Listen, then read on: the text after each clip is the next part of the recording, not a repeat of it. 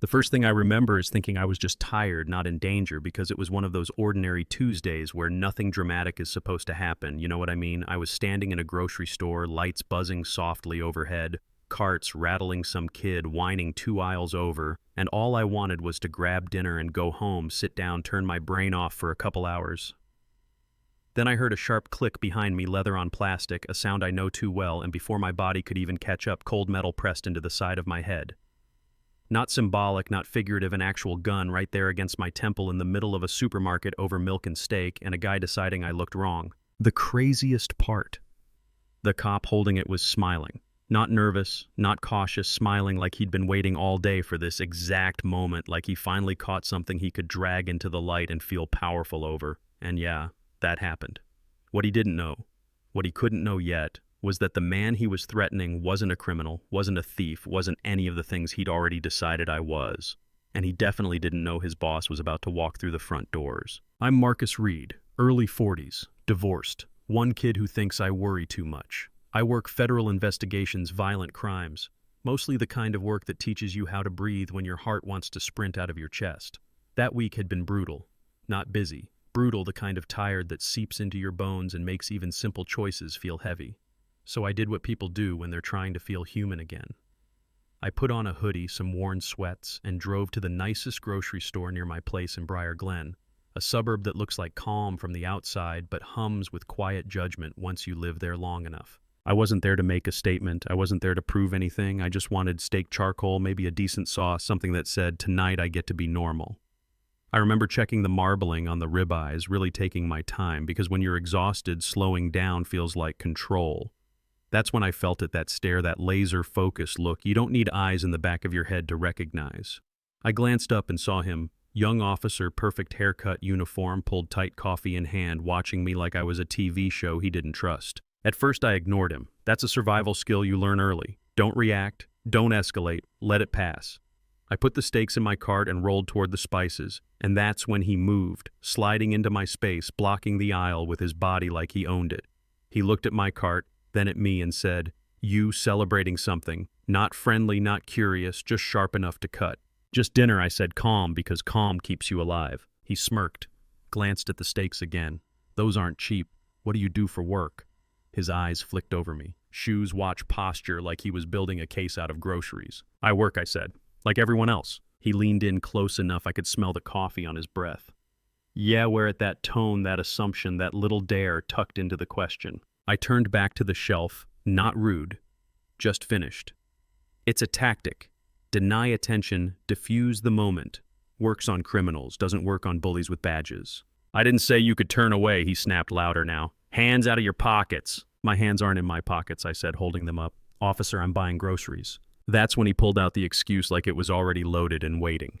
"You match a suspect. Gray hoodie, sweatpants." Half the country fits that description on a day off, but logic isn't the point when someone's already decided who you are. "If you need ID, I can show you," I said. "It's in my front pocket. I'm going to reach with my right hand." Slow, deliberate, every word chosen carefully because I could feel the situation tightening. Then he shouted, "Don't move so loud," the whole store froze. Music cut out, conversations died. That yell sucked the air out of the place and his hand went straight to his gun. For a split second I thought, no way, he's not really doing this. And then the Glock was out shaking, pointed at my chest. "Get on the ground," he barked, face down. I saw phones come up. A woman pulled her kid back so fast she nearly tripped.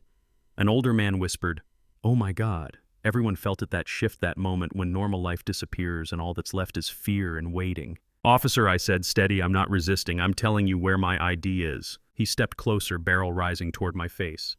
"I'll drop you right here," he hissed, like this was a lesson he was excited to teach. And something old stirred in me, something tired and angry and familiar, the part of me that grew up learning how to swallow fear in public spaces. "I'm not getting on this dirty floor," I said. "I haven't done anything wrong.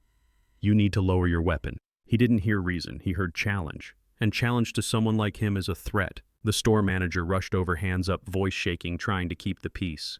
"Please, there are children here." "I've got a suspect," the officer snapped without looking away from me. That's when I said it, the sentence that flipped the room. "I'm armed." You could feel everyone inhale at once. His finger tightened. Then I finished it. "I'm armed with a badge, federal credentials, front pocket." He blinked, confused, because suspects don't talk like that. Suspects don't correct you. Suspects don't sound calm. Sirens started outside.